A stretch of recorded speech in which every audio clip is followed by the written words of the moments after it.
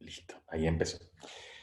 Eh, Hola, muy bien, muy buenos días tengan todos ustedes. Espero que hayan tenido un buen fin de semana, que estén protegiéndose harto, protegiendo también a sus familias, que estén bien todos en sus casas y que hayan disfrutado la clase del día viernes recién pasado. Espero que esta sea una clase también interesante, entretenida, en la que vamos a tratar varios temas,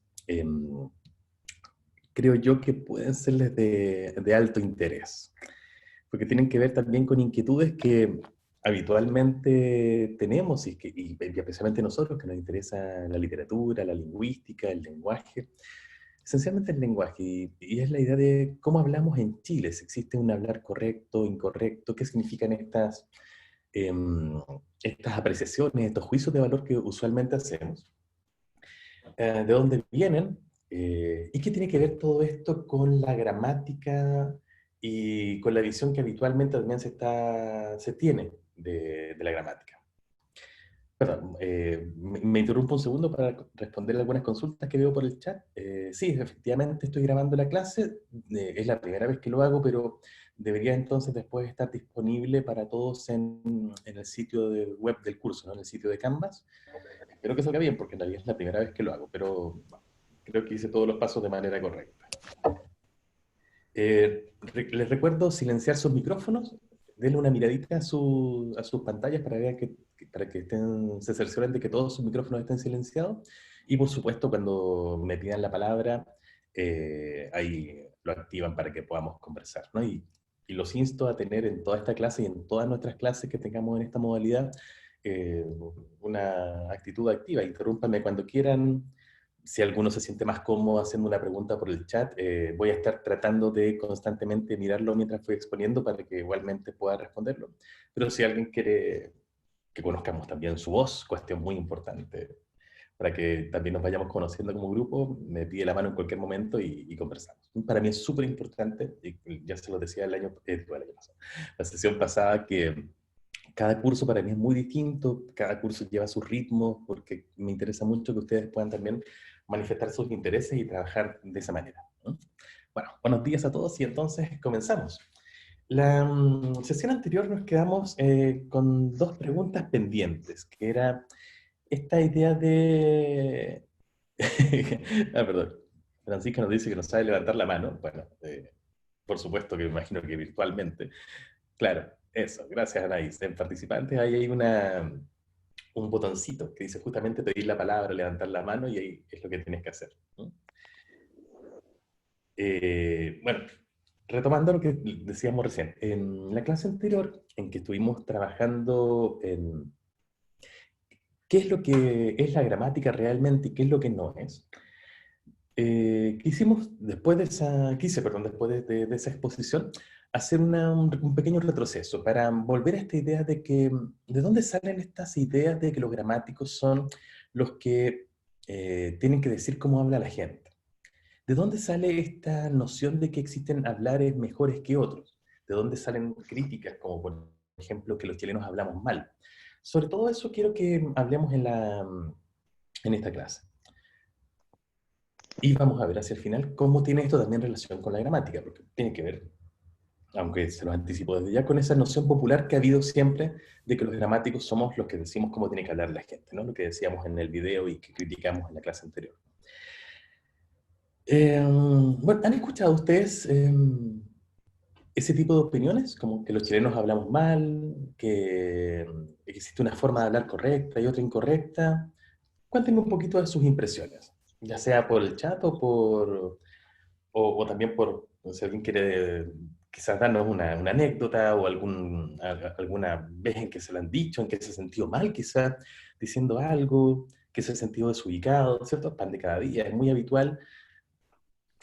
Yo, por ejemplo, yo soy de Rancagua, de nacimiento, y llegué a Santiago a estudiar, hace ya hartos años, pero llegué a estudiar cuando tenía 18, licenciatura en letras, como la mayor parte de ustedes, y me llamó mucho la atención que apenas llegué, me empezaron a...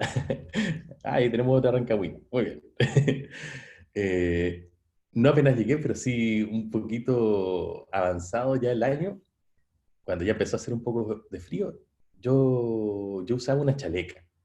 Me acuerdo de haberme puesto mi chaleca y mencionaba que me ponía mi chaleca. Y la gente me empezó a mirar raro, me empezó a criticar. Mis compañeros incluso me empezaron a decir que chaleca no se decía chaleca, sino que había que decir chaleco, o cosas de ese estilo. Y yo me sentí muy mal en ese momento, ¿no? Después, obviamente, ya conociendo más sobre el lenguaje, me di cuenta de que yo no tenía nada de incorrecto, ¿no? Pero en su momento, y para cualquier persona, el hecho de que cuestionen su forma de hablar es una cuestión muy, muy dura, ¿no? Muy ruda. ¿Alguno de ustedes tiene alguna anécdota parecida? ¿Algún momento en que se hayan sentido incómodos? O quizás ustedes hayan criticado a otra persona por la forma de hablar. Decidí ser gramático un poco después, pero, pero quizás eso influyó también en mi decisión. ¿Alguien nos quiere contar algo sobre una propia experiencia sobre eso?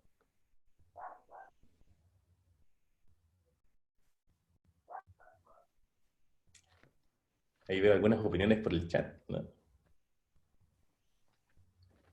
Bueno, lo de casaca, qué buena está esa.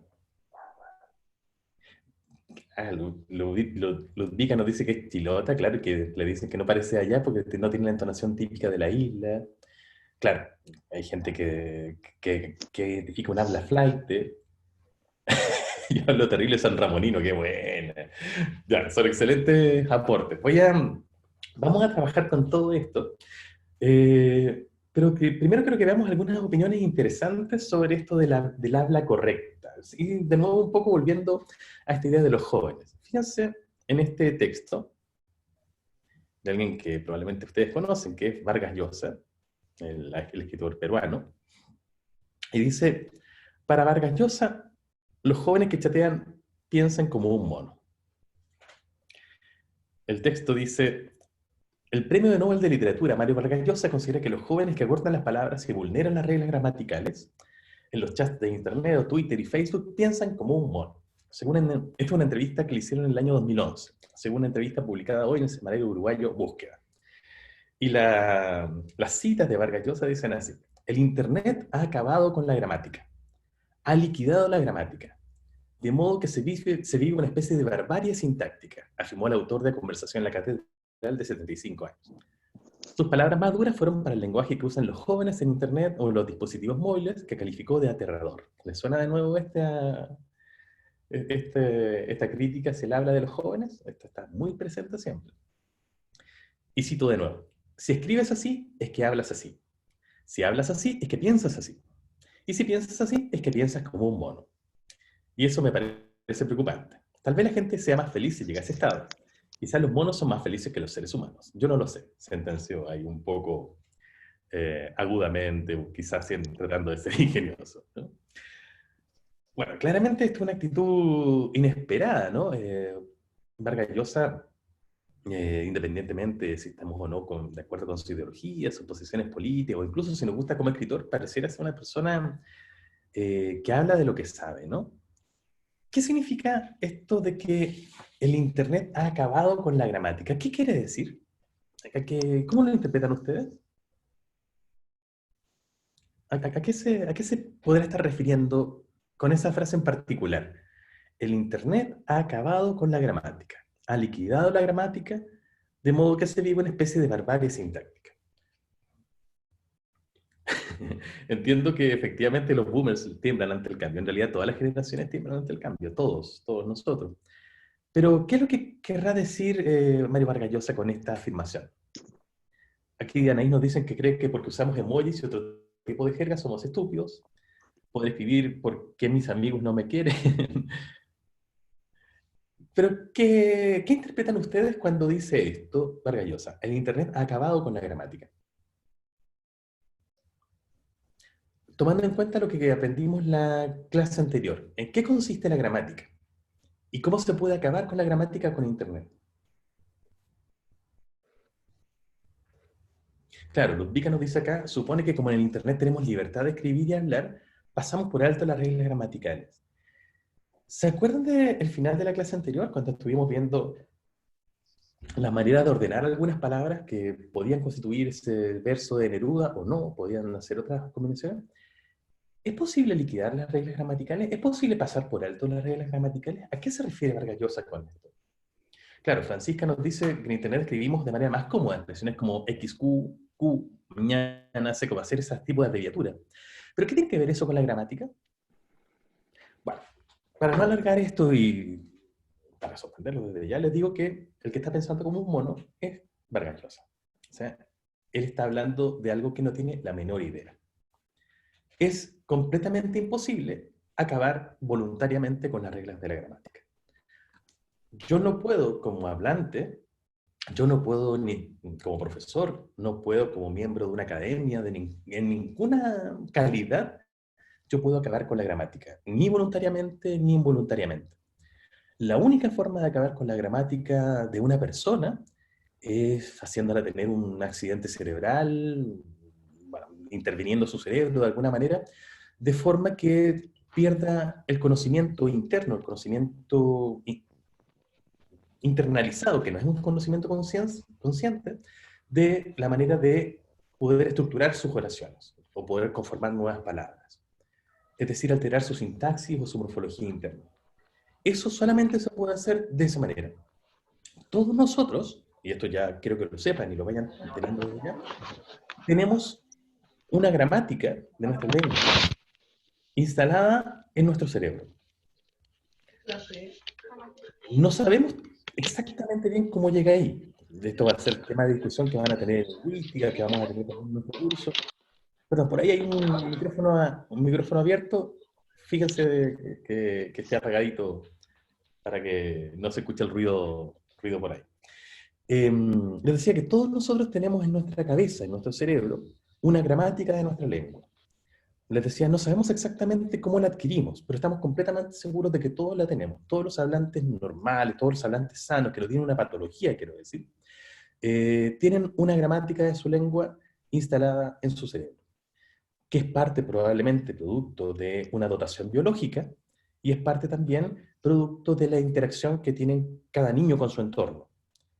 Vamos a hablar más adelante, probablemente lo vean también en lingüística, cómo es tan impresionante este proceso de adquisición de una lengua, porque se hace además de manera muy rápida, con estímulos que en principio parecen ser muy pobres, y todos los niños, muy tempranamente, ya empiezan a hacer algo, a los 5 años, por ejemplo, ya dominan perfectamente su lengua, cuestión que hemos sido incapaces de enseñarle, por ejemplo, a los sistemas de inteligencia artificial. No existe hasta este momento ningún sistema de inteligencia artificial que sea tan eficaz, tan eficiente en adquirir un sistema lingüístico como lo es cualquier niño.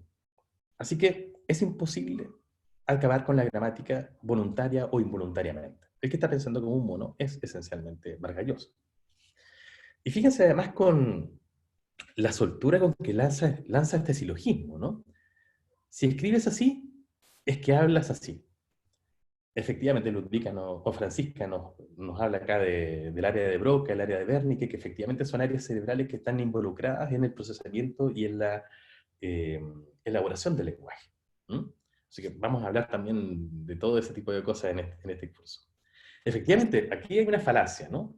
Fíjense en el silogismo. Si escribes así, es que hablas así. Ahí hay una primera relación que no es para nada evidente. Yo no escribo de la misma manera en que hablo. De hecho, yo no puedo hablar con esas abreviaturas. Ninguno de ustedes que pongan MNN para decir mañana, ¿cierto? Lo dice así en su habla oral. Así que, primera relación falsa. Si hablas así, es que piensas así. Y ahí hay otra que es incluso otra relación falsa, ¿no? Otra consecuencia falsa, que es incluso más preocupante. Y que de hecho es más preocupante porque está más extendida y parece ser más natural verlo así. El hecho de que nuestra forma de pensamiento es equivalente a nuestra forma de habla. Eso es tremendamente dudoso. Eh, Creo que todos hemos tenido experiencias de que nuestra forma de pensar y nuestra forma de hablar no son exactamente lo mismo. No, tampoco aquí hay una certeza completa de cuál es la relación entre el lenguaje y pensamiento. Hay muchas hipótesis al respecto. No es algo sencillo de dilucidar porque no tenemos manera sencilla de acceder a nuestros pensamientos y cuando lo hacemos, generalmente lo hacemos de una manera lingüística porque nos volvemos muy racionales al hacerlo. Sin embargo, y solamente para darles algún tip de cómo puede ser el pensamiento distinto al lenguaje, existen experiencias muy personales que nos muestran esta diferencia. Por ejemplo, ¿les ha pasado a ustedes alguna vez sentir que tienen algo que quieren decir y no saber cómo decirlo? Sí, ¿cierto? Es una experiencia muy común. De hecho, especialmente en momentos emocionales importantes. Bueno, esa experiencia que es tan común nos revela enseguida que tiene que existir algo que es algo que quiero decir, es decir, algo que está en mi mente, y otra cosa distinta que es la manera de elaborar y expresar eso. Y no siempre esas cosas coinciden. Muchas veces cuando estamos teniendo un pensamiento racional, estamos tratando de ser lógicos, estamos tratando de estructurar, no sé, una tarea, un día, un trabajo, una actividad cualquiera, sí, muchas veces podemos identificar lenguaje y pensamiento, pero hay muchas ocasiones en que eso no pasa. Así que esa experiencia ya es una primera pista de que el lenguaje y el pensamiento no son exactamente lo mismo. O por poner otra anécdota u otra experiencia que probablemente también les es cotidiana a ustedes. ¿Les ha pasado alguna vez esta sensación de tener algo en la punta de la lengua? Es decir, que saber qué es lo que quiero decir, pero no encontrar exactamente la palabra para decirlo. Es algo que también nos pasa a todos, ¿cierto? Es algo muy común. Y de nuevo, eso también nos revela, de una manera muy parecida al ejemplo anterior, que hay algo en nuestra mente, un pensamiento, una idea, pero no tenemos las palabras adecuadas para expresarlo. Francisca nos dice algo de Lovecraft acá. ¿Nos querrías contar en audio a qué te refieres? Levanta la mano, Fran, si quieres. ¿No? Francisca. Ah, bueno, si no, un poquito más adelante entonces nos cuentas a qué te referías con lo de Lovecraft porque me dejaste metido, ¿ok? O lo puedes poner en el foro del curso porque me interesó conocer esa experiencia, no la conozco. Bueno, pero quería empezar súper, en el foro entonces. Quería empezar esta clase de hoy viendo que incluso personas respetables, intelectuales de nuestra sociedad, y no solamente gente, entre comillas, un poco ridícula, tienen opiniones muy fuertes sobre el lenguaje, opiniones muy normativas sobre cómo debe ser el lenguaje, y nos vamos a dedicar hoy a desmitificar un poco todo esto, ver de dónde sale y ver por qué nosotros no tenemos que pensar así y por qué esto no tiene en realidad nada que ver con la gramática. Así que vamos a despedir al señor Vargas Llosa y decirle que mejor se dedique a sus novelas, que las hace muy bien, y no a dar este tipo de opiniones de las que claramente no tiene idea. Quiero mostrarles ahora otro texto bien interesante que salió hace algunos años en el diario Las Últimas Noticias, de, de una persona que no conozco, que se llama Leonardo Sangüesa, pero tiene una opinión bien interesante. Y esta columna se llama La Chompa y el Paletó. Se la voy a leer, es un poquito larga, pero hay algunas partes que creo que vale la pena destacar. Dice así. Todo esto está situado en medio de una pequeña polémica que hubo hace unos 4 o 5 años a propósito de unas nuevas normas ortográficas muy menores que editó la Real Academia Española de la Lengua de manera de simplificar un poco nuestra ortografía, sobre todo la acentual. Quizás lo recuerdan, el hecho cuando en un momento se dijo que, o más bien se recomendó, porque esta era una recomendación que ya traía casi 20 años, de no acentuar la palabra solo en ninguna ocasión, ni siquiera para diferenciar el solo de soledad del solo de solamente. Y esto, como pasa con muchas cosas en el lenguaje, desató enseguida una polémica, ¿no? Oh, la RAE está traicionando sus principios, ahora va a dejar que todo pase, ahora se puede hablar como uno quiera, esto es el principio de la barbarie sintáctica, bueno, opiniones como la de Vargas Llosa, ¿no? Y acusando a la RAE de ser irresponsable, de admitirlo todo, cuando muchas veces lo que se acusa es de ser tremendamente retrógrado y no admitir ningún cambio. Bueno, dice así la columna. Días atrás, Salvador Gutiérrez, miembro de la RAE, admitió que algunas de las disposiciones ortográficas publicadas hace 2 años por esta institución han caído en un saco roto, es decir, nadie las ha pescado. En particular, intentar despojar de tilde al adverbio solo y a los pronombres demostrativos fue una medida en extremo inconducente, ya que la mayoría de los hispanohablantes han seguido escribiendo esas palabras como se las enseñaron en la escuela. Aquí hay un punto ya muy importante, ¿no?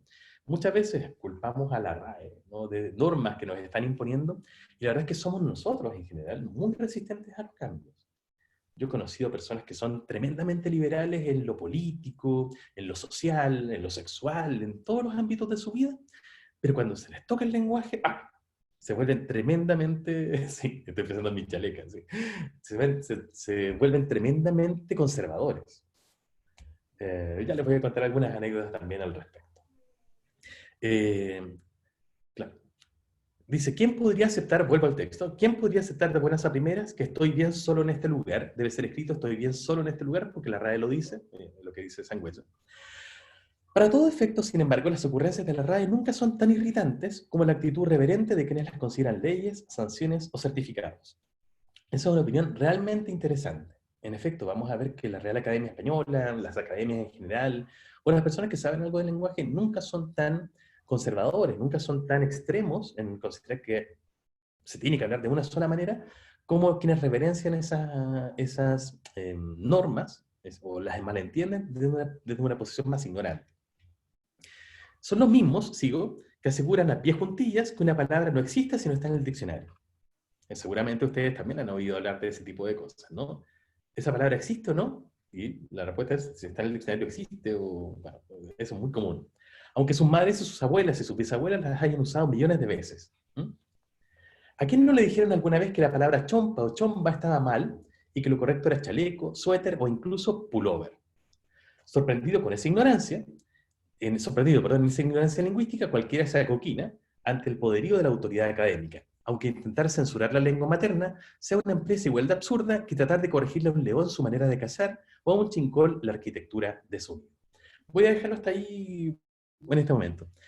¿Qué quieren decir? ¿Qué quiere decir este columnista con la idea de que, con esta última idea, de que intentar censurar la lengua materna es una empresa igual de absurda que tratar de corregirle a un león su manera de cazar o a un chincol la arquitectura de su nido? ¿Qué quiere decir este columnista con eso? Ignacia, por favor, cuéntanos. ¿Se escucha? Escucha muy bien. Yo creo que es que al final el cambio del lenguaje es lo más humano que se puede hacer y es muy natural para nosotros cambiar el lenguaje para que se como adapte a lo que necesitamos decir. Entonces, como censurar el lenguaje, como dice aquí, es como decir, no, sabéis que no podía hacer esto que te sale súper natural. Oye, Ignacia, ¿y qué cambios para ti han sido naturales en el lenguaje? No sé, por ejemplo, decir F o decir como cuestiones así para mí es Ah, súper perfecto. natural. Incorporar por ejemplo, Sí, oralmente para expresar como así estar un poquito avergonzado, un poquito triste, ¿cierto? sí, entonces igual eso. Ya me muteo, chao. Gracias. Mutearse, también, pues ahí también tenemos una incorporación probablemente de una palabra. Eh, en efecto, Ignacia, ¿cierto? ¿Ignacia estaba hablando recién? Sí, bueno, Ignacia tiene mucha razón. Es muy natural eh, cambiar el lenguaje. De hecho, es algo que estamos haciendo continuamente. Aunque no es tan fácil cambiarlo en todos los niveles que tiene una lengua. Por ejemplo, el nivel léxico, el nivel de incorporar o perder palabras, es un nivel en que fácilmente se pueden hacer cambios. Como me ejemplificaron recién ustedes muy bien, mutearse, por ejemplo, son palabras que probablemente hace 15 años no existían y si las hubiéramos querido usar, nadie hubiera entendido. Sin embargo, los otros niveles de la lengua, por ejemplo, la fonética, la forma de articular los sonidos de una lengua, no son tan fáciles de cambiar. De hecho, si yo quisiera cambiar una forma de pronunciación, lo más probable es que la gente me miraría muy raro. Si, bueno, por ejemplo, si de ahora en adelante, a ver, en vez de pronunciar la N, como la pronuncio siempre, la pronuncio como N, sin tener yo una patología en mi sistema oral, y digo en vez de, no sé, eh, mm, a ver, ay, voy a cantar una tonada, digo, voy a cantar una tonada, la gente me empezaría a mirar raro. Probablemente se preguntarían si tengo algún defecto de habla, pero si no, la verdad es que me considerarían demasiado extravagante. Y si eso lo empezamos a extender a todas las otras formas de pronunciación de letras, o más bien de fonemas, que es el término técnico del que vamos a hablar, nos vamos a dar cuenta de que no podemos cambiar lo que queramos según se nos antoje, porque te corremos el riesgo de que el resto de la gente finalmente no nos entienda. Así que mientras hay, por un lado, un fuerte impulso de innovación, que sobre todo está mucho en los jóvenes, pero también en otros grupos innovadores, también todos tenemos un impulso muy conservador con respecto al lenguaje, porque al final de cuentas una lengua es nuestro medio de comunicación y necesitamos tener un código lo más parecido al del otro para que esa comunicación se produzca. Si nuestro código se empieza a diferenciar mucho del otro, la lengua termina sin poder cumplir con ese medio, digo, deja de ser esa herramienta de intercambio. Por un lado, como nos dice Ignacia, el lenguaje es pertenencia, lo tratamos de hacer nuestro. Cada uno de nosotros quiere hablar de una manera particular porque la forma de hablar es en efecto una forma de expresar quién soy yo ante el mundo. Quién soy yo como diferenciándome de los otros, pero también diciendo, también yo pertenezco a un grupo con el que me identifico. Entonces eso es una tendencia que me tira hacia diferenciarme. Pero por otro lado, hay la tendencia que me tira a parecerme a otros con los que me identifico, con los que me gusta, o simplemente por una razón práctica, a parecerme a otros porque son las personas con las que me quiero comunicar. Así que esas dos exigencias, esos dos extremos están siempre tirando. El extremo del cambio, de la innovación, el extremo de lo conservador, de mantenerse en una sola forma de hablar. Vamos a ver cómo estos, justamente son esta tensión que existe siempre en el lenguaje, la que hace que los cambios en la lengua sean cambios difíciles de predecir en muchas ocasiones, sorprendentes en muchas otras, eh, y en algunos casos han hecho imposible algunos cambios que incluso nos hubieran querido que hubieran pasado. Vamos a ir hacia eso. Voy a ir hacia el final de la columna de Sangüesa para destacar otro aspecto de lo que él dijo. Acá, dice bueno, está hablando acerca del verbo festinar, pero finalmente lo que dice y lo que quiero destacar es lo siguiente. Es esta especie de sumisión que tenemos los hablantes ante la Real Academia Española, es en el fondo un problema de colonialismo, no solo por parte de la RAE, que intenta manejar los hilos del idioma, incluso en sus lindes más remotos y desconocidos, sino también de nuestros ciúticos, una palabra muy interesante, que estiman tan poco su lengua materna que la tratan como si fuera un idioma extranjero, el de la RAE. Y finaliza diciendo algo muy bonito. La lengua está viva, en las cocinas de las casas, en los bares, en las cárceles, hasta en tribunales está viva. Pero la ciutiquería, fiel a su necrofilia, siempre creerá que ese idioma vivo no existe, a menos que lo autorice el Vaticano de las Palabras. Claramente el Vaticano de las Palabras es esta institución, ¿no?, anquilosada, que se supone es la Real Academia Española de la Lengua.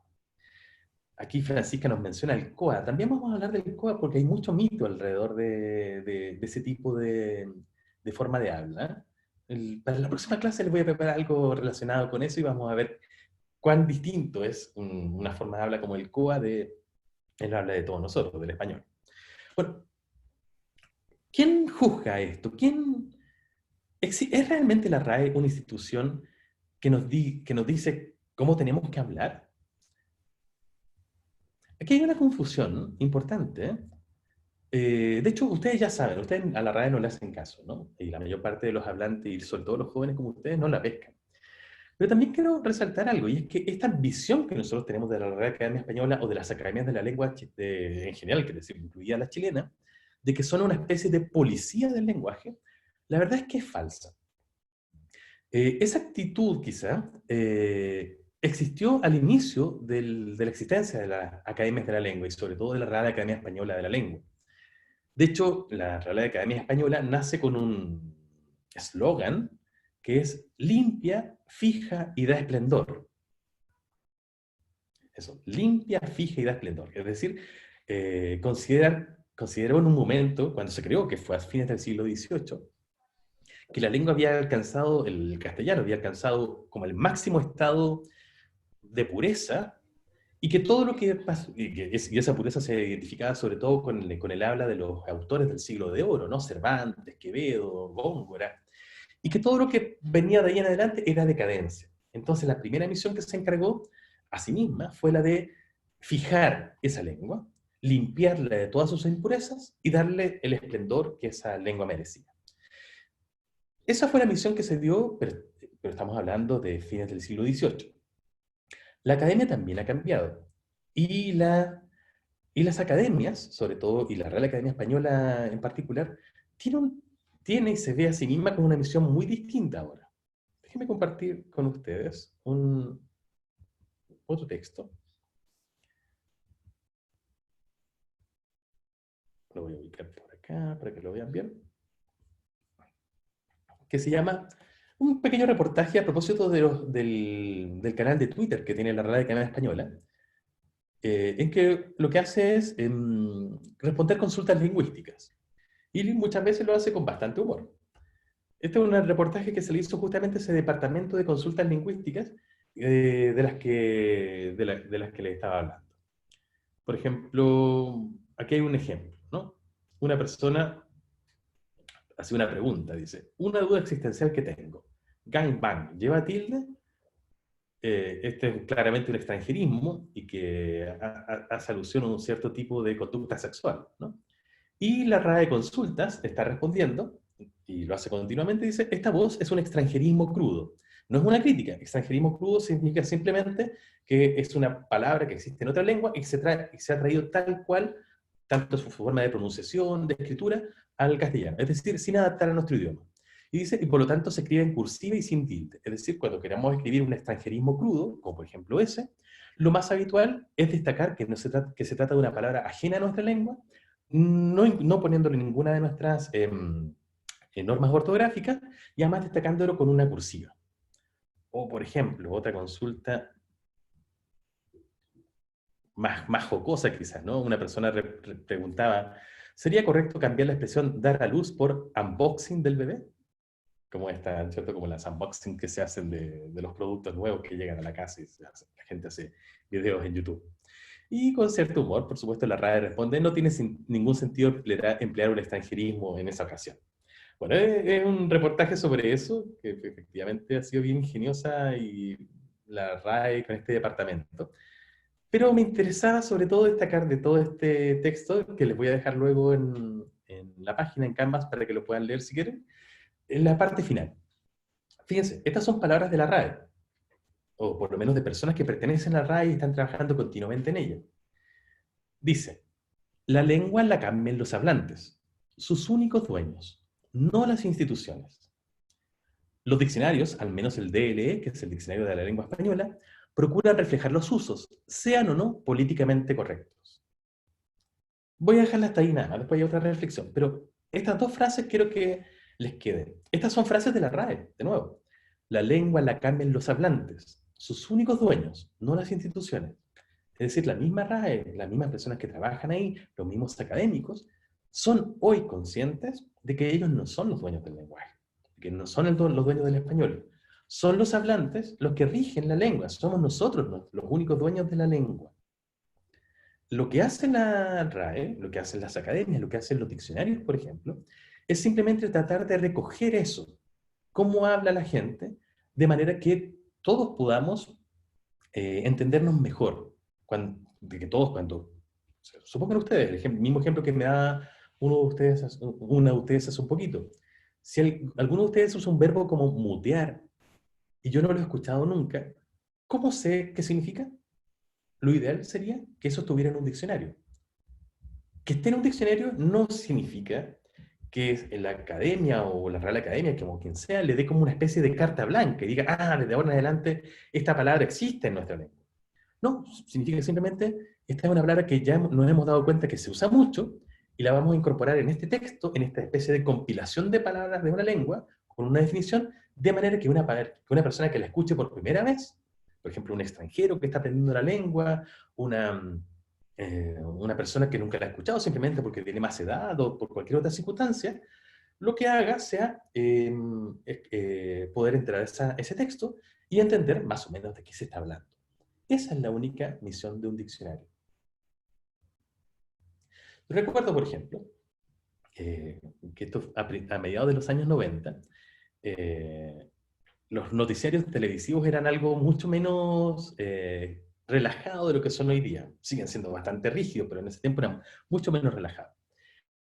Y yo viendo creo que era el noticiero del canal 13 de esa época, el locutor que aparecía conduciéndolo, empezó este programa de noticias diciendo, huevón. Y yo quedé, ¡ah! Espantadísimo. No eran tiempos en que la gente dijera garabatos por la tele, era algo mucho más raro. Y dijo, sí, huevón. De hoy en adelante, esta palabra puede decirse porque ha sido admitida en el diccionario de la lengua española de la Real Academia Española de la Lengua. Ese tipo de actitud es tremendamente frecuente. El considerar que una palabra, por estar en el diccionario, tiene una especie de autorización para que todo el mundo la pueda usar en cualquier circunstancia. Eso también es falso. Eso tampoco tiene ningún sentido. El diccionario no es una especie de bendición para las palabras. Ni las palabras que no están en el diccionario no existen. Existen muchas palabras que todos usamos cotidianamente y que no están incorporadas en el diccionario. Ni tampoco cuando yo incorporo una palabra a un diccionario, esa palabra adquiere una especie de bendición para poder usarla siempre y en cualquier circunstancia. Vamos a ir también hacia esos puntos. Pero lo importante y lo que quería destacar aquí es que la RAE en sus diccionarios, en sus gramáticas, lo que trata de hacer hoy en día, con una actitud mucho más moderna que esa del siglo XVIII, que trataba de fijar una lengua, es la de describir más bien, la de ser una especie de notario de cómo realmente habla la gente, que es una actitud mucho más parecida a lo que hacemos los científicos cuando estudiamos la gramática. ¿Bien?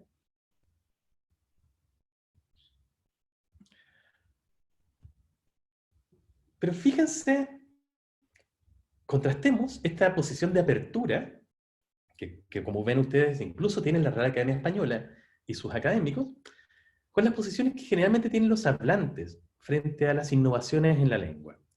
Creo que voy a tocar aquí un punto interesante y polémico.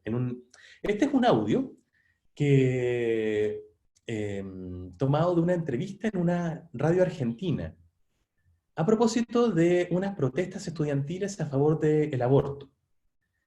Quiero que la escuchen con atención y sobre todo escuchen el argumento que está planteando la primera persona, una joven, una mujer que está tratando de exponer sus argumentos, y la respuesta que tiene el periodista que la está entrevistando. Así que escuchen por favor lo siguiente. Pero del movimiento feminista en Argentina, sí, con un periodista. Brevemente escuchemos el comienzo de ese diálogo. Entonces, creo que los diputados, antes que nada, van a tener que plantearse algo que es muy central. Mañana y el jueves, ¿quieren pasar a la historia como aquellos que dejaron que cientos de mujeres y cientos de cuerpos gestantes sigamos muriendo? ¿O quieren pasar a la historia como quienes realmente le escriben y quienes legalizan el aborto y quienes evitan la muerte de un montón de compañeras y de un montón de mujeres que hoy en día abortan y que tristemente, o digo, como un hecho de una realidad, van a seguir abortando, esté o no legalizado el aborto? Natalia, un gusto. Eduardo Feynman te habla. ¿Cómo te va? ¿Cómo va? Muy bien, ¿usted? Bien, son los diputados, que incluye diputados y diputadas. Los diputados. Yo respeto su forma de hablar, respeto usted la mía, la cual El mío es castellano. Es no. incluyendo tanto géneros el mío es de castellano. mujer y varón como... ¿Qué les parece? Tremendo, ¿no? Evidentemente que hay una polémica que ustedes conocen muy bien, ¿cierto? Que a mí también me ha interesado en los últimos años, después también vamos a hablar de eso. ¿Qué tiene que ver con esto del lenguaje inclusivo? Bueno, vamos a hablar de eso también más adelante en el futuro. Qué interesante, ¿cierto? Lo mío es castellano, que ya a nosotros nos suena, oye, esto no es exactamente castellano. Pero lo que quiero llamar, que se centre en la atención, después vamos a hablar más del lenguaje inclusivo, porque cuando hablemos del género en las palabras, que es uno de los temas que vamos a tratar en nuestro curso, le vamos a poner harto pino a eso. Pero en este momento solamente quiero que se fijen en algo súper interesante. Esta señorita, la joven que está hablando acerca del aborto, la que ocupa la primera parte del audio, hace toda una exposición argumentativa a favor de su posición. Una posición respetable, interesante, y que por supuesto valdría la pena o adherir a ella o discutirla si estamos en desacuerdo, bueno, da lo mismo, pero hay una argumentación interesante ahí en la que uno esperaría que luego se desarrollara la conversación en torno a esos argumentos. Y lo que pasa en la entrevista es que porque esta persona está usando, ¿cierto?, la E no como una marca de lenguaje inclusivo, la reacción del periodista es, eso no es castellano, se tiene que hablar de esta manera, y les aseguro que la entrevista siguió, por lo menos por unos 5 minutos, centrada en eso. Y esto pasa muchísimo. Basta ver, perdón, basta entrar a un foro, tenía unas notificaciones que las voy a sacar. Basta entrar a un foro, por ejemplo, en que haya alguna opinión lingüística, o ni siquiera una opinión lingüística, un foro donde una persona comete un error ortográfico, y enseguida las personas se agarran de eso para desprestigiarla, para desautorizar su argumentación, ¿cierto? Les pasa muchísimo a la gente, de que mucha gente termina sin querer opinar justamente por estos trolls de Internet. Eso es porque le damos una importancia excesiva a las maneras de hablar y porque mucha gente considera que existe una sola forma correcta de hablar. Eso, aprende a escribir, ¿no? ¿De dónde viene esto? Bueno, estas son actitudes que ha habido toda la vida. Todo el tiempo ha habido gente que nos quiere decir de qué manera se tiene que hablar. Ustedes son extremadamente jóvenes, pero quizás algunos de ustedes recuerdan, porque lo han hablado con sus papás, sus abuelos incluso, que en los años 80 en Chile existió una persona llamada el profesor Banderas. No sé si a alguno de ustedes les suena. ¿Sí? Bueno, el profesor Banderas es como el epítome, así como el personaje prototípico de estos supuestos expertos en lenguaje. Sí, de hecho ha sido muy parodiado. Pero muchas veces, este profesor tenía una especie de microprograma de algunos menos de un minuto que se transmitía casi diariamente en la televisión. Y lo interesante es que además este profesor hacía gala de mucha ignorancia.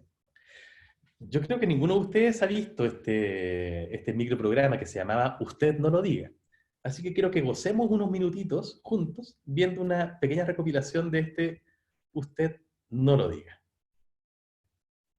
Perdón, antes, Ignacia, cuenta, ¿qué nos quieres contar? Ya, permiso, perdón, es que esto es demasiado importante, que todos tienen que ver una parodia que hizo Plan Z sobre el Usted no lo diga, que es demasiado gracioso. Estaba buscando el link, ahora se los voy a mandar. Ya, lo tienen que ver, eso, chao. Gracias, ¿Ah? Ignacia. Sí, lo mando al tiro. Eso, mándalo, Ya. pero después asegúrate de dejarlo en el foro también para que no solamente acá, después podamos acceder a eso, ¿ya? Ya, gracias, profe, perdón por esto, chao. No, dale. Ok, voy a... Ay, por alguna razón... Tenemos un segundito porque no sé qué actividad que no me está dejando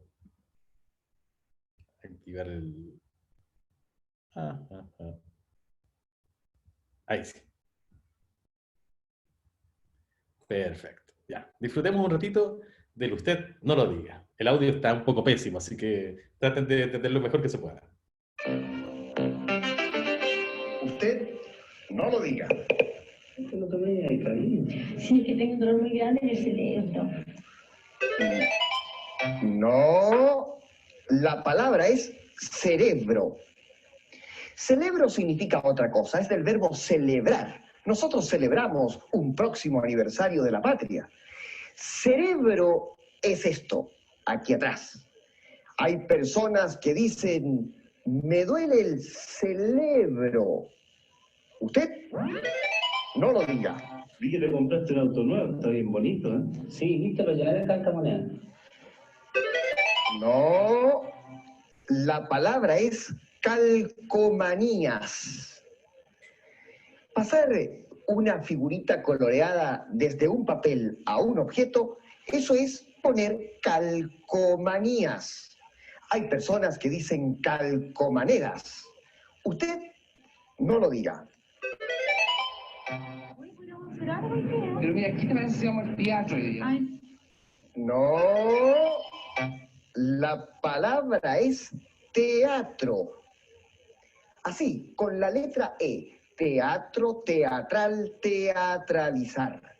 En Chile tenemos excelentes actores teatrales. Hay personas que dicen teatro. Usted no lo diga. Está desabrigado, ¿no tiene frío? No, pero no me gusta andar con paletos. No, la palabra es chaqueta. No se debe decir ni paleto, que significa otra cosa, ni paltó. Esta prenda de vestir se llama simplemente chaqueta. Hay personas que dicen paletó o paltó. Usted no lo diga. Oye, vamos a tomar un helado, que tengo una calor. No. La palabra es calor. El calor. Así de sencilla es la palabra, sin la letra E al final. Hay personas que dicen calore, una calore o la calore. Usted no lo diga. Ok, ese es el profesor Mario Banderas. ¿Qué les pareció el usted no lo diga? Épico, ¿cierto? ¿Lo habían visto antes? Sí, debería ser TikToker. Entonces, en realidad tienen esa idea, ¿no? Como de estos videos muy cortitos, que perfectamente cabrían en la plataforma TikTok. Ok, primero, bueno, ustedes ya saben, esto no tiene nada que ver con gramática, no tiene nada que ver con lingüística, y ¿ustedes vieron El ascenso de Skywalker, la última película de Star Wars? ¿Sí? No, pero perdón, estoy haciendo mal la referencia. Estoy pensando más bien en la película anterior, Los últimos Jedi. ¿La vieron? Sí, la vieron también, ¿cierto? Bueno, hay una frase que dice Luke Skywalker en esa película, algo así como increíble. Cada una de las palabras que dijiste está mal, ¿no? Es incorrecta. Bueno, algo parecido podríamos decir de las opiniones de este profesor Banderas. Cada una de las recomendaciones que hacen estos videos es incorrecta, es injustificada, está mal hecha. ¿Se los pruebo? Partamos con la primera. ¿Se dice cerebro? Perdón, ¿se dice cerebro o se dice celebro? ¿Cómo lo dicen ustedes? ¿Cómo lo dejé? ¿Cómo lo dicen? Díganme. Cerebro, ¿cierto? Cerebro, es decir, aquí donde está la base de nuestro pensamiento, el cerebro. ¿Se acuerdan que hace un ratito yo les dije que cuando se creó la Real Academia Española, se creó en principio con un propósito que ahora ha cambiado, ¿no? Pero en principio el propósito fue sentir que la lengua española había llegado a una especie de cumbre en el siglo de oro de las letras españolas, es decir, en el siglo de los grandes escritores, y que por lo tanto había que mantener la lengua en ese estado de pureza que había alcanzado, ya que todo lo que venía después iba a ser una especie de decadencia. Y por supuesto, de entre todos los escritores españoles, hay un escritor que destacaba por sobre todo como el mejor representante de la mejor forma de hablar. ¿Saben a quién me refiero? ¿Cuál es como escritor por excelencia del español? En el que todo el mundo piensa cuando piensa en español. Exacto, Sebastián. Cervantes, ¿no? Y por supuesto, la obra cumbre de Cervantes, que es El ingenioso hidalgo Don Quijote de la Mancha. Bueno, déjenme mostrarles. Esto es un... Perdón. Ay, no sé qué hago acá. Perdón por marearlos un poquito. Este es un... Bueno, espero que lo alcancen a ver. Esto es una copia facsimilar de la primera parte del Quijote de la Mancha. Es decir, tal y como apareció cuando justamente fue impreso por primera vez. De hecho, es el primer capítulo, cuando se está describiendo al Quijote. Y dice lo siguiente, más o menos en esta posición, cuando después de describir que era una persona ya mayor, entrada en años, flaco, etc., está hablando de sus aficiones. Y entre sus aficiones estaba el mucho leer, ¿cierto? Leer libros de caballería. Y dice así, más o menos en esta parte. En resolución, se enfrascó tanto en su lectura que se pasaba las noches leyendo de claro en claro y los días de turbio en turbio, y así, del poco dormir y del mucho leer, se le secó el cerebro, de manera que vino a perder el juicio. Anda la osa, ¿cierto? Cervantes decía celebro, no cerebro. ¿Cervantes hablaba mal? No, hablaba como hablaba Cervantes, nada más. Fíjense que esto no es tan raro. La R y la L son dos fonemas, dos formas de pronunciación muy parecidas entre sí, y sobre todo cuando están en contacto una con la otra, por ejemplo, en cerebro, donde hay otra R muy cerquita, es muy fácil que una de las dos se trate de diferenciar de la otra para que uno pueda pronunciar mejor. Ese es un proceso que en fonética y en historia de la lengua se llama disimilación. Y por ejemplo pasa con palabras como verdurería. ¿Conocen la palabra verdurería? Es decir, ¿dónde venden verduras? Hay mucha gente, o en realidad, no, claro, hay gente que dice verdurería y hay gente que dice verdulería, con L o con R. Y, eso tiene, y esa variación, yo no sé si quieres hay una forma más aceptada o otra, me da lo mismo, y a ustedes también le debe dar lo mismo, pero esa variación corresponde justamente a algo muy parecido a lo que pasa aquí en cerebro. ¿Quién era mi coterránea? ¿Quién más es de Rancagua por acá? Diga yo, Mary, ¿cierto? Tú eres rancagüina. Probablemente tú conoces que en Rancagua hay una población que se llama el Manzanar, ¿cierto? Sí. Bueno, la población se llama el Manzanar o el Manzanal. Bueno, hay mucha variación entre los habitantes de Rancagua en cómo llamar a esa población. Incluso si uno ve los letreros de las líneas de colectivos, hay algunas que tienen Manzanar y otras que tienen Manzanal. Así que hay una variación muy grande y que no responde a esta disimilación. Bueno, ¿qué les quiero mostrar con esto? Que acá no hay nada incorrecto de por sí. En efecto, la mayor parte de los hablantes del siglo XX, del español, la mayor parte de nosotros decimos cerebro. ¿Por qué? Se escogió una opción de entre esas dos posibles que nos acomodó más y, bueno, y simplemente quizás por suerte o por cualquier otra circunstancia, ya casi todos nos inclinamos por esa. Pero decir cerebro no tiene nada de mal.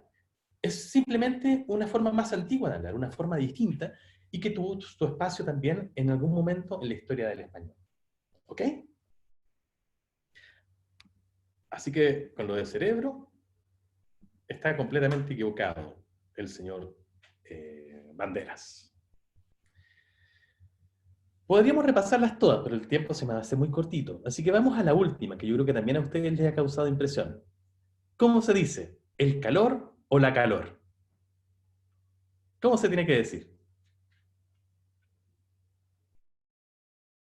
¿Con quién asociamos la...? Ambas son correctas, ¿no? Como salga del corazón. Vamos a ir hacia eso también. Depende de cuánto calor haga, ¿cierto? La calor más intensa. Ambas se pueden. Bueno. No les va a sorprender entonces que les diga que ambas opciones, independientemente del juicio si es correcto o incorrecto, que a nosotros no nos tiene que importar nada, como gramáticos, ambas opciones han existido a lo largo de la historia del español. Este es Cervantes de nuevo. Este no es el Quijote, sino una de sus novelas ejemplares, que se llama La Ilustre Fregona. Hacia el final de este pequeño texto dice lo siguiente. Están dos protagonistas de esta pequeña novela hablando entre sí y dice lo siguiente. Lo poco o nada que Avendaño comía admiraba a Carriazo. Por enterarse del todo de los pensamientos de su amigo, al volverse a la posada le dijo, conviene que mañana madruguemos, porque antes que entre la calor, estemos ya en Orgaz. Nuevamente Cervantes nos muestra, entonces, que para su habla, y para el habla de un hablante del siglo XVII español, parece que la calor no estaba para nada mal dicho. Sucede que calor es uno de esos sustantivos que en español llamamos sustantivos de género ambiguo, y que no es único. Por ejemplo, hay palabras como terminal, hay gente que habla de una terminal o un terminal de buses, por ejemplo, sartén, una sartén o un sartén, azúcar también, un azúcar moreno o un azúcar morena, por ejemplo, esa variación también existe, gracias Antonia. Wifi, claro, la wifi, el wifi, exacto, el tele o la tele, el mar, la mar, eso, exactamente, todos los ejemplos que ustedes están dando son correctos y son exactamente el mismo tipo de... que se cayó el internet, pero estamos grabando para que después lo pueda ver. Son exactamente el mismo tipo de caso que sucede con calor. La diferencia está en que hay algunas palabras o algunas de estas variaciones que han sido más marcadas socialmente que otras. Por ejemplo, terminal, si yo digo voy a la terminal de buses o voy al terminal de buses, la verdad es que la gente quizás tiene una opción más por una o por otra, hay gente que no lo tiene muy definido, pero no pensaría raro de mí. Lo mismo si digo la wifi o el wifi, creo que ninguna de las dos formas está tan estigmatizada. Sin embargo, por alguna razón que había que investigar, porque yo no conozco igual, la calor, es decir, usar la forma femenina del sustantivo calor, en el español de Chile está muy estigmatizada. Se considera propia de gente sin cultura, propia de gente sin estudios, gente flaite, para decirlo en una palabra. Mientras que el calor es la forma correcta, entre comillas, de decirlo. Pero como ven, Cervantes nos dice, las dos formas han existido a lo largo de la historia del español, ninguna de las formas es de por sí más correcta que la otra. Bueno, vamos a dejar hasta aquí nada más, podríamos seguir con los otros casos. El de calcomanía es muy bueno, las calcomaneras, pero bueno, lo voy a dejar para que luego lo comentemos quizás en el foro. Mabel nos dice acá, los textos de la colonia, claro, claramente los textos antiguos son difíciles de leer porque también las formas ortográficas, pero no solamente ellas, han ido variando en el tiempo.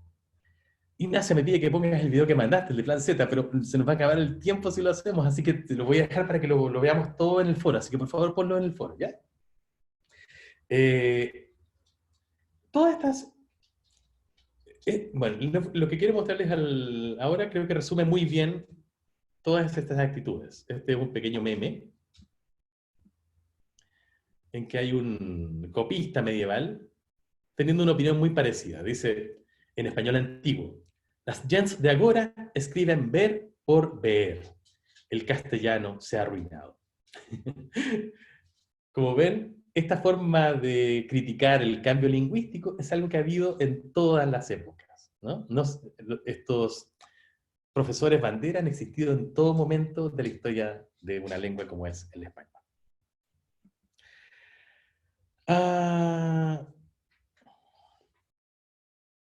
Somos los hablantes. Y ustedes ya vieron recién en esta actitud, en ese pequeño reportaje que tenía la RAE ya no se da a sí misma este papel de policía del lenguaje, sino que somos nosotros los hablantes los que le damos este poder. Fíjense, por ejemplo, en esta campaña que se creó hace unos 2 años. Es una campaña que se creó en un sitio que se llama change.org, que justamente sirve para crear campañas de concientización o de colaboración, y que tenía como fin el siguiente. A propósito de la definición que aparece en el diccionario de la lengua española de sexo débil y sexo fuerte, identificando con sexo débil al conjunto de las mujeres y el sexo fuerte con el conjunto de los hombres, esta persona llamada Sara Flores creó la petición para pedir que en el diccionario de la lengua se eliminaran estas definiciones. Independientemente de lo que nosotros pensemos, de la idea de si existe un sexo débil y sexo fuerte, vamos a profundizar también en eso, esta campaña da testimonio muy claramente de que hay personas que piensan, como decíamos hace un rato, que si algo está en el diccionario, es como existe en una lengua. Es decir, identifican el diccionario y la gramática de una lengua con la lengua misma. Eso es completamente falso, es completamente equivocado y ni siquiera es la actitud que tienen actualmente las academias. Tiene que ver también un poquito con esta identificación que se suele hacer de una manera muy ingenua entre el lenguaje y el pensamiento, que es como decir que si hablamos de una manera, necesariamente vamos a pensar de esa manera. Y eso es una posición al menos ingenua, que vale la pena al menos discutir. Sobre todo entonces lo que quiero destacar de campañas como esta, independientemente de si nosotros estemos a favor o no de posiciones más o menos feministas en el lenguaje, es que una campaña como esta, posiciones como esta, reconocen en la RAE y en sus productos, la gramática y y el diccionario, una especie de autoridad que no es tal. ¿Bien? Soy un poco torpe con esto, así que espero que me disculpen. Bueno, si no es así, si ni siquiera la academia se da este papel de ser policía del lenguaje, ¿para qué sirven los diccionarios entonces? ¿Para qué creen ustedes que sirven los diccionarios? Ignacio nos dice, son un archivo para recopilar, para registrar. Bueno, ustedes tienen la idea correcta. Los diccionarios no están ahí para autorizar o dejar de autorizar que algo exista. Están ahí para recopilar, para registrar, para explicar cómo realmente hablamos, para dar cuenta de los usos de las palabras. Fíjense en lo siguiente. Voy a, por un momento, dejar de compartir esta pantalla. Y voy a pasar a compartir con ustedes, a ver si lo hago bien.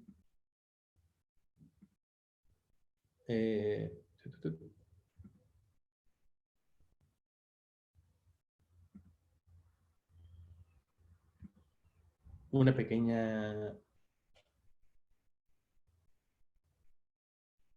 A ver si me sale. Creo que sí. Bien. ¿Ven mi pizarra? Uy, por alguna razón desapareció también el chat, así que... Ahí sí, ahí está mi chat también. ¿Ven mi pizarra, cierto? Sí, perfecto. Bueno. Ahí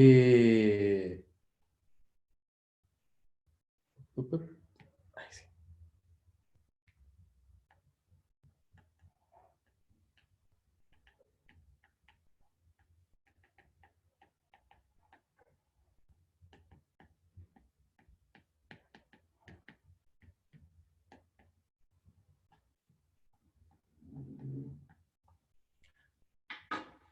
Ok. ¿Conocen ustedes este título, cierto? El título de esta obra.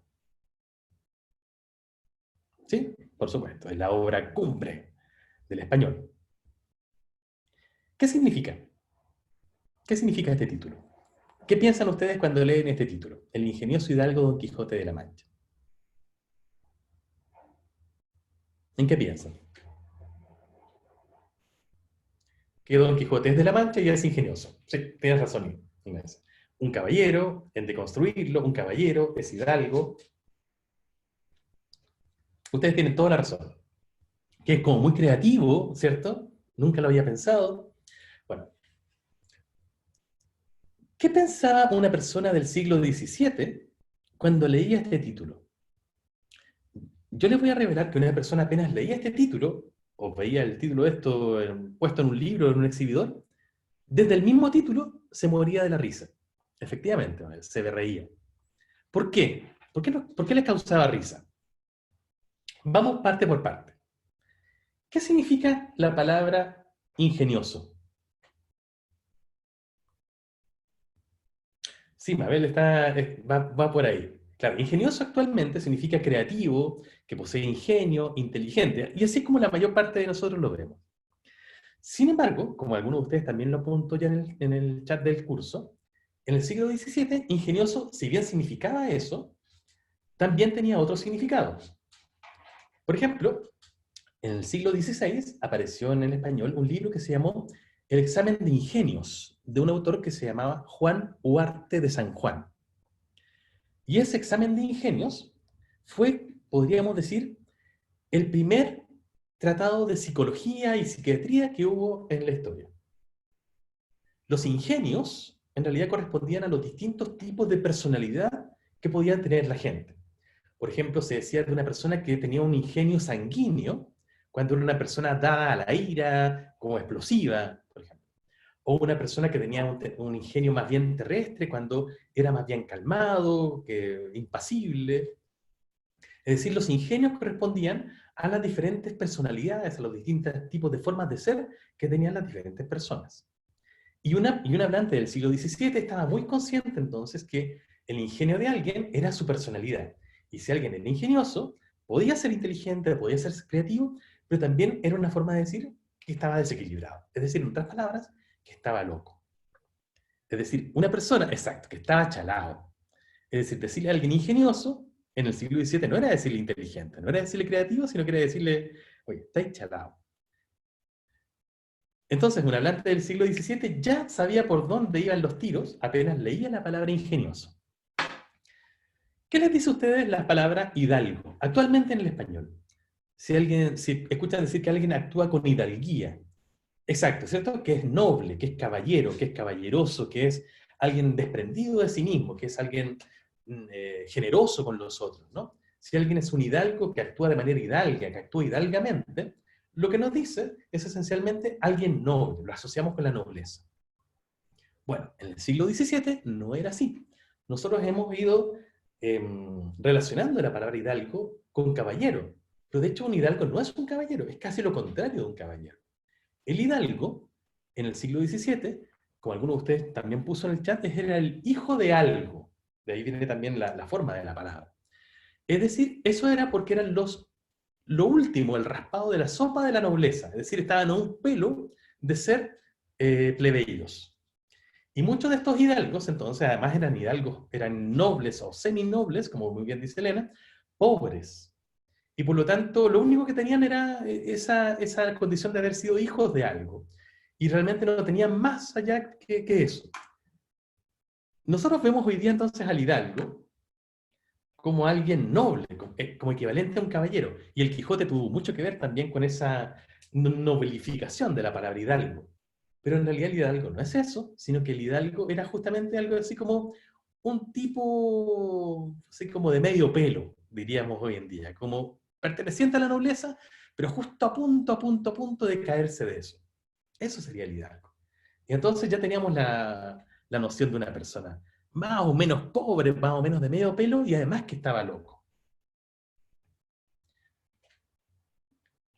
¿Qué significa don? Un señor, ¿cierto? De hecho, hoy día lo usamos para cualquier persona. Por ejemplo, podemos hablar con el jardinero y decirle don Luis, por ejemplo, o de la misma manera hablar con el decano y decirle don Patricio, por ejemplo. Sí, y en general lo hemos usado en muchos tiempos para hablar de una autoridad, señor, mayor, jerarquía social, como nos dice Mabel. En efecto, aunque actualmente usemos el don para hablar con cualquier persona a la que le queramos tratar con cierto respeto, la verdad es que en el siglo XVII el don no lo podía usar cualquier persona. El don solamente estaba reservado para las personas de la mayor alta nobleza, es decir, condes, duques. De ninguna manera un hidalgo podía ser tratado de don.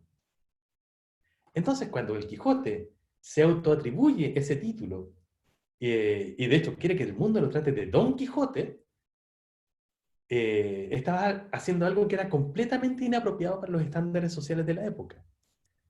Un hidalgo no podía ser don. Y cuando una persona del siglo XVII leía en el título que un hidalgo se atribuía a sí mismo la palabra don, el tratamiento de don, enseguida era un título contradictorio, ¿no? Causaba risa. En efecto, Pedro Valdivia, claro, después de fundar Santiago se volvió don porque había hecho algo efectivamente muy importante. Había salido de la hidalguía para pasar a ser algo más importante que eso. Así que el don también daba ocasión para la risa, porque era algo que no le correspondía a este hidalgo pobre. ¿Y Quijote? ¿Qué piensan ustedes cuando piensa en Quijote? El Don Quijote era el meme de ese tipo. En efecto, ese título era exactamente un meme. Mabel ya lo sabe, ¿cierto? Claro, el Quijote en realidad, para la mayor parte de nosotros, ustedes que seguramente ya lo han estudiado, saben lo que significaba. Pero Quijote, en realidad, para un hablante del siglo XVII, era efectivamente una parte de la armadura. La parte de la armadura que cubre el muslo. Es decir, como dicen ustedes, podría ser el equivalente a una rodillera, una canillera de hoy en día. Es decir, ¿verdad, Mabel? Ya lo habíamos conversado. Una persona que se diera a sí mismo un nombre como Quijote, era como si se hubiera dado a sí mismo el nombre de Don Rodillera o de Don Canillera. Es decir, algo que claramente resultaba tremendamente jocoso, tremendamente divertido para una persona que lo leyera por primera vez. Y finalmente, ¿qué es la Mancha? ¿Qué es eso? Es un lugar, efectivamente, es un lugar de España que está un poquito al sur de Madrid, un poco al sur del centro de España.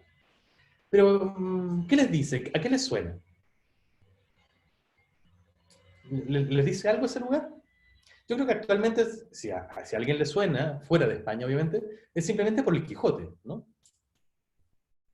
Pero en el siglo XVII, especialmente para un hablante español del siglo XVII, La Mancha era un lugar de España lo más penca que ustedes se pueden imaginar. Así un lugar tremendamente despoblado, sin ninguna gracia, de donde nunca salía nada interesante realmente. No era Castilla, que era donde estaba sentado el poder, no era Cataluña, por ejemplo, que tenía toda una personalidad propia, no era ni siquiera Andalucía, que tenía todo este rasgo árabe o las cuestiones relacionadas con los gitanos, que eran al menos como autóctonamente muy interesantes. La Mancha era el lugar más fome, un despoblado, un erial en España, que no tenía absolutamente ninguna gracia. No sé, piensen en qué lugar podría ser equivalente en Chile. No sé, ¿conocen que existe en Chile algo así como Peores Nada? Una localidad que se llama así, Calama, por ejemplo. Bueno, digamos Calama. Claro, Peores Nada.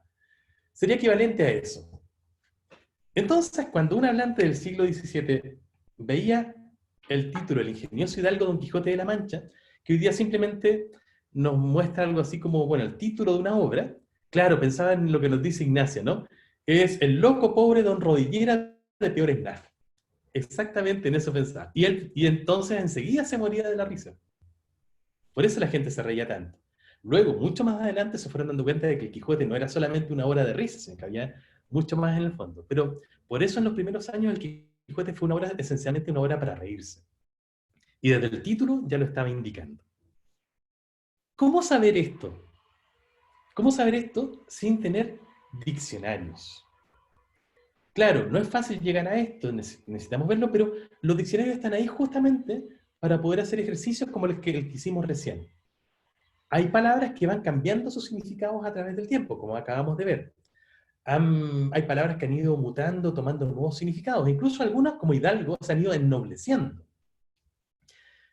¿Cómo saber qué significaban en ese momento? Justamente porque tenemos diccionarios, en algunos casos el diccionario normal de la academia, en otros casos diccionarios históricos, que nos muestran justamente qué significaban esas palabras en ese momento. Fíjense entonces de qué nos perdemos cuando leemos una obra como El Quijote sin leerla con un buen diccionario al lado.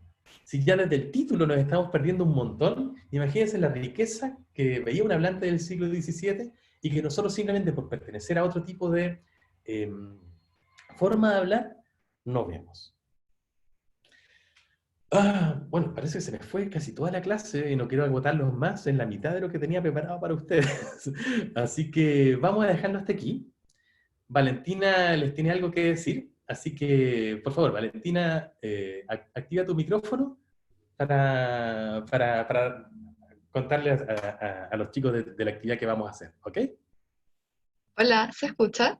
Escuchamos, Valentina. Perfecto. Mucho gusto, no los había saludado. Yo soy una de sus ayudantes. Me llamo Valentina Rodríguez, soy de segundo año y estoy muy contenta de ser su ayudante este semestre, este ramo que es muy entretenido. Yo ya lo he visto, están bien interesados y bien participativos, así que los felicito. Les quería hacer una invitación para el miércoles. Van a tener que leer un texto que es de Enrique Bernández, que ahí el profe les va a señalar y yo les voy a también subir en el foro el anuncio para que no se preocupen ahora si no entienden o si el internet está un poco fallado. Es un texto de Enrique Bernández que se llama ¿Qué son las lenguas? Es muy interesante, es cortito, así que no se asusten. Y vamos a hacer una actividad el miércoles con la Vale, que también es ayudante, el ayudante oficial, así que vamos a hacer una actividad bien entretenida, va a ser sin nota y todo para que no se asusten, pero para eso necesito que se descargue la aplicación o saber si alguno o alguna conoce la aplicación Kahoot. Se escribe K-A-H-O-O-T. Ya, algunos parece que ahí la conocen. Ya, perfecto. Entonces, igual yo lo voy a avisar por el foro para que no se les vaya a olvidar. Y pueden meterse por internet o bien descargar la aplicación en su celular, es gratis, y creo que está para Android y para iPhone, el celular que tengan. Así que eso, los dejo súper invitados a que estudien un poco el texto, se familiaricen con los conceptos más importantes, y cualquier pregunta, duda, nos pueden escribir por el foro. Yo les voy a dejar mi mail también, por si quieren escribirme por ahí. Y eso sí, va a ser a la misma hora, vamos a hacer una conferencia por Zoom, y por ahí vamos a jugar y todo, así que no se preocupen, con la Vale les vamos a avisar para que estén pendientes. Así que mucho gusto, que disfruten mucho gramática, y aquí vamos a estar con ustedes para cualquier consulta, duda, en lo que necesiten. El miércoles a las 10. Ojalá lleguen un poco antes para que podamos poner la pantalla y todo eso y no nos atrasemos mucho. Pero yo creo que la clase va a ser un poco más corta de lo normal. Perfecto, muchas gracias, Valentina, te pasaste. Ya Bueno, nos vemos, que estén muy bien. Gracias, Valentina. Ahí conocieron a Valentina Rodríguez, una de nuestras ayudantes. También el miércoles van a conocer a Valentina Salinas, la otra ayudante del curso. El texto ya está disponible en Canvas, está en el sitio del curso, en la primera unidad, la pueden leer. Léanlo como novela, porque es entretenidísimo. Van a ver que hay muchos de los conceptos que aparecen ahí que ya estuvimos conversando hoy día, y que también vamos a propósito de esta lectura, a trabajar entonces el miércoles con la actividad que Valentín y Valentina nos han preparado, y luego el viernes también vamos a seguir profundizando en esta idea que tiene que ver justamente con cómo varían las lenguas entre ellas, cómo hay diferentes lenguas, dialectos, formas de hablar, hacia dónde van todos esos conceptos, y que son conceptos que además nos van a acompañar a lo largo de todo el curso. Chicos, ha sido un placer de nuevo estar con ustedes. El tiempo se me hizo súper cortito, y nos vemos el miércoles con la actividad que están planeando Valentina y Valentina. Lean el texto, ya está disponible, está entretenidísimo. Hagan todas las preguntas y todos los aportes por el foro, que vamos a estar súper atentos también a conversar con ustedes por ese medio. Nos vemos.